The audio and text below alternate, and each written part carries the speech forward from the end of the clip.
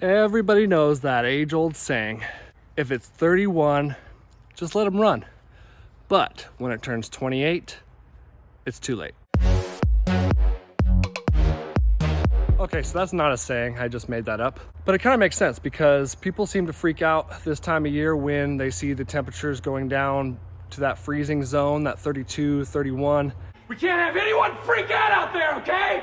We've got to keep our composure. We've come too far. There's too much to lose. We've got to keep our composure. Where I got the 28 from my made up saying is because it would take a temperature like 28 for an extended period of time at night in order to break anything. The thing that it would break the most is a lot of people have their backflow preventers outside of their house, right outside of their house. And that is the part that's gonna break, and that's gonna be the part that causes you the most trouble. I've been getting this question a lot at work with coworkers. People are catching on to my hobby as a lawn care guy. Amazing golf ball whacker guy. When do I blow out my sprinkler system? And I think it's a pretty important discussion because everybody seems to have their own opinion on it. For example, I live up here in the Pacific Northwest, and our first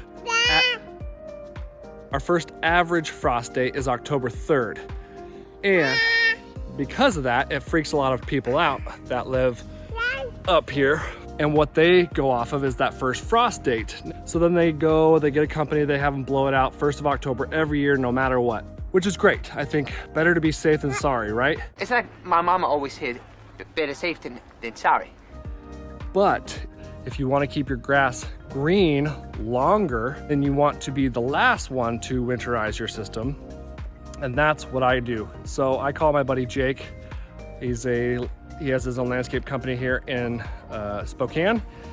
And I call him, I said, put me on the list, but put me last on the list. For two reasons. I want to keep watering as long as possible, and because I don't have a backflow preventer right outside my house. My backflow preventer is actually inside my house, right by my shutoff valve, so I know that that is protected. It is the pipes and the valves and the heads that I'd be worried about, and it would take a really deep freeze in order to get those to break.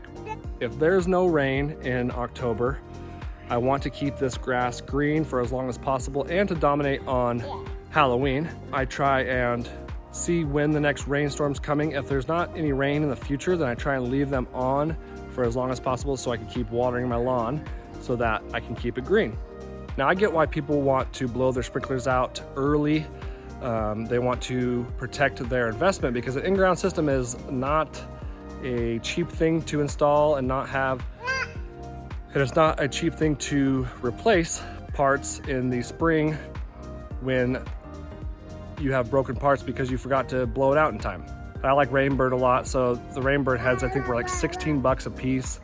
A backflow preventer, can go anywhere from $50 to $200, and then valves on top of that, depending on what type of valve you got, how many valves you got. If you start breaking those, it can get pretty expensive.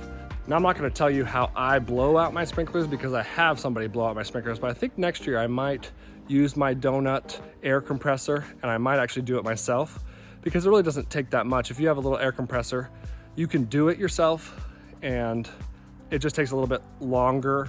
My buddy, he's got the big toe behind one that he can do in like 5 minutes. Blows them out super fast. So that's why I use him.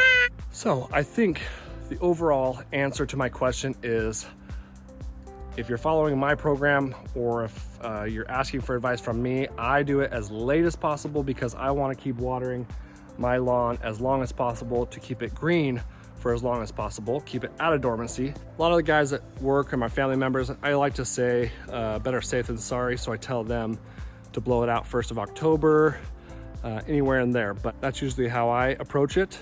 And I just watch the weather a lot, and if you see some rain coming and it's time to shut it down anyways, then perfect timing. Also, if you are not comfortable with blowing out your own sprinkler system, you can call your local landscape company. I guarantee that they will do it. 50, 75 bucks.